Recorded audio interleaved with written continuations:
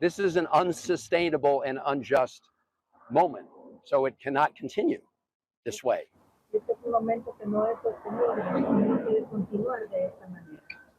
I also told his wife and family that I would try to meet with Mr. Abrego Garcia while I was here.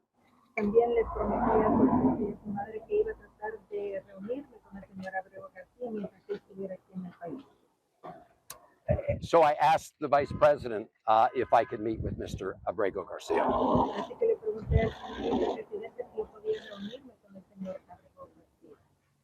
And he said, well, you need to make earlier provisions to go visit CCOT. That was Maryland Democrat Senator Chris Van Hollen standing in El Salvador yesterday, demanding the release and return of the illegal immigrant and MS-13 gang member from El Salvador, who has become the patron saint of the Democrat Party, replacing one George Floyd. Now, to be clear, Senator Van Hollen is siding with an illegal alien. He has no regard for any of his constituents and their families who might have been affected, victimized by illegals in his state. To remind people of what the Moran family, in particular Maryland, has been through at the hands of an illegal, the Trump administration invited the mother of a deceased woman to the White House press room to urge the craven corporate press corps, especially Caitlin Collins of CNN, to do the right thing and just simply report the truth about her daughter's MS-13 murderer. And I just want to say that as a mother and as an American citizen, the president and our entire team, and I hope people in this room are grateful for your willingness to come here and your request to share your daughter's story. And I think the country hears you loud and clear, so thank you. Does anyone have any questions for Patty or for me? No? I have a question. No? Anybody? Okay. We'll see you all later. The president will be at his dinner later this evening. Thank you. Thank you for being here, Ms. Moore. I really appreciate it. That doesn't affect you. You don't have a heart. All this is occurring as the New York Post reports that the Darien Gap, an area in Central America that millions of illegals used on their way to the U.S., has seen a stunning 99% decrease in illegal immigration since Trump took office. Is that for sure the case? Let's ask people who know. I'm joined now by independent war correspondent Michael Yan and independent journalist Masako Ganaha. I mean, you guys are almost permanently perched down there in the Darien Gap in the Panama Canal zone. I just noted that the New York Post is reporting that movement through there is down significantly, like 99%. You are literally down there right now. Is that what you're seeing? A significant drop in immigrants coming across through there? Yes, we interviewed yesterday here in this exact same room with the chief of the Senafront. That's the Panamanian Border Service. It's like a border patrol military. Oh, yeah. And is it Senafort? Senafront. Senafront. He mentioned 95% of this illegal crossing has dropped down. 95%. But at this point, I would say 99. I think that because Masako has been to the Darien Gap quite a lot, and she's becoming like half Indian at this point. She loves it down there. But now Commander Ortega, or his former commander of Senafront, he said it was down 95%, but it is like 99. However, and this is very important, the architecture is still in place for the NGOs. HIAS is still in their offices. The Hebrew Immigrant Aid Society, Norwegian Refugee Councils, Doctors Without Morals, all those guys are all still there. IOM is still actively operating. IOM, Amy Pope, she's the chief of IOM. We follow her Twitter every day. She's off in Haiti right now, rounding up more people to send through. This is far from over. And I keep telling Team Trump, if you don't defund the United Nations and start really taking them down hard, everything else is just show. This is all just show, because we've seen the Darien Gap close before. It's closed before and then comes back with a vengeance each time. And if they don't take out the plumbing, which means the NGOs like United Nations and Doctors Without Morals and Red Cross and all those guys, it's just going to continue. Keep in mind, they're also going across the Canadian border through the Bahamas, student Yeah. visas. There's no mass deportations going on. It's just not happening. They keep saying we're getting ready to. Hey, or they can't, they don't have the resources for it, but they have the resources to go ahead and attack Iran. But they can't figure out how to get ships up the Mississippi River. I can help them out. There's a port in Memphis where they take tours. You drive ships up to Memphis and all these other places, and you rent those Carnival cruise lines and whatnot, and you load them up and you take them down to the countries where they came from, like Venezuela. If Venezuela refuses to take their people back, we send the Marines and we open the beach and we send them back. It's that simple, right? Man rules, and they're not doing it. It's just not happening. Well, so what I'm hearing from you is that someone can come on and flip the lights back on. And that's a problem. If it's there, It can start back up like that. And I had this conversation with a former USAID official. I want to be careful about what I said, but sources from within the State Department tell me that is a major concern for the actual America Firsters who are there, of which there's not enough, right?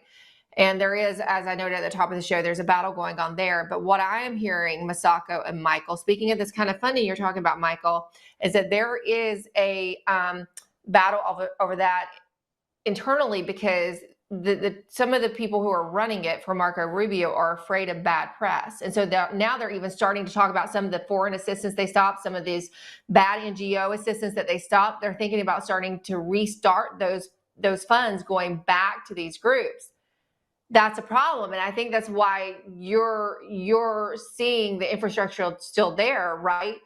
HIAS and all these NGO players are still around, ready and waiting for it to restart, it sounds like, right? Absolutely. And as you know, Laura Logan was just down there with us, and she's as serious as it gets. And so, after she's on the airplane right now back to Texas, when she gets rested up, you've got to have her on and hear her side of it.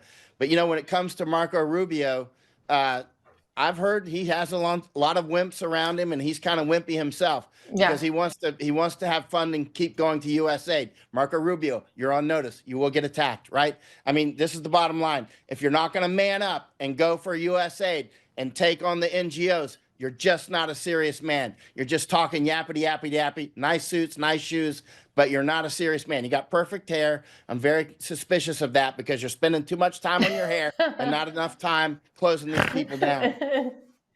Well, they still have all these Biden era people in place. In fact, it's like a 30-year career woman who is, running a lot of State Department, who pulled back a Biden ambassador from Africa to do the reorganization at the State Department. So that's a problem. You're not going to get any change, specifically defunding the UN, such like that, if you have those kind of issues going on. I do want to get to another issue, Masako, specifically for you. This is Taiwan.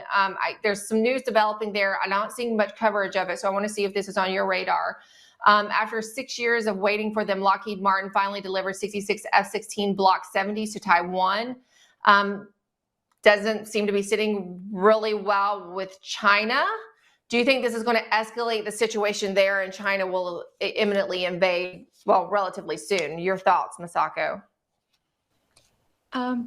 Well, we have been doing a lot of interviews. He focused on here. So I just saw the headline of this news just this morning. Yeah. So I cannot go into details. But as soon as I saw the headline and the pictures of the conflict within Taiwan, I'm sure that this is connected to what we see in Panama, because what we are dealing here, the illegal invasion to the United States, it's not just about the border issue. Of course, it's invasion. It's the global picture on the whole globe.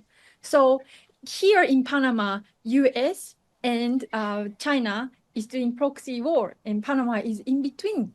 And it's brewing up. So China's move is to do something on Taiwan, right? So it's not it's really connected. So we need to, I need to be able to, I need to go deeper in order to talk specifically about this. But what I can say is that there are huge China is, even though they do not launch missile or the bullet, physical bullet, they are already invading Taiwan. For example, there is an island very close to mainland China. It's called Kinmen Island. It's Taiwan, but the closest shore is only 1.8 kilometer when the tide is low. And there in Kinmen Island, people used to be banned having like a soccer ball or basketball, because if you have two balls in your armpit, you can swim across the ocean. So Wow. it's that intense. And when we talk to the local people in Kinmen Island, they say that as long as CCP do not physically harm them, they are ready to turn back. And Wow. they're on CCP side, so they are pro CCP. So China without launching a missile or shooting a bullet. They become you without firing bullets, and that's already happening. Yeah. I wanted to bring it up because, as you said, it's all related. It's not just isolated to Panama. It's not just Taiwan. It's the global push of China. And we'll have more to talk on that next week. Thank you so much for taking the time with us. You all have been so busy, and I know you've been up all night because you were out there taking Lara Logan around. And I'll tell our audience they can follow you both on X, see the amazing videos. Michael Yan, you have a great Substack. And we'll try to get Lara on soon to talk about her experience down in the Darien Gap as well. Thank you for what you continue to do, because there's just nobody else doing this. And no one would really be thinking about it as it relates to the State Department and what they are not doing if it wasn't for your all's amazing work. So thank you. Wait until Laura Logan gets some sleep and get her on. I can't wait to see the show. Yeah, it's going to be important. Me either. Yes, she's so great. Anyway, this is her in her element. Yes, Yep. I want to be exactly correct. I said we interview, but Lara Logan interviewed the former chief of Senate. Sure. And a lot of the interview will come up, so I'm excited to see her going rogue on the road. Me too. She's so good at that, and I caught a snippet of it on X. It'll be great. Thank you all. Bye, Emerald. And just to remind you, we will be off tomorrow in observance of Good Friday, and ahead of the Easter celebration on Sunday. We wish you a happy Easter. I'll also remind you, in the meantime, be sure to go to mypillow.com. Help support us. We appreciate everything you do. We're so thankful for you and our audience, and the employees at MyPillow. I know Mike tells me all the time, are so appreciative of you and the Truth audience. Go to mypillow.com, use the promo code TRUTH, and we will see you on Monday. That's the absolute truth. We'll see you soon.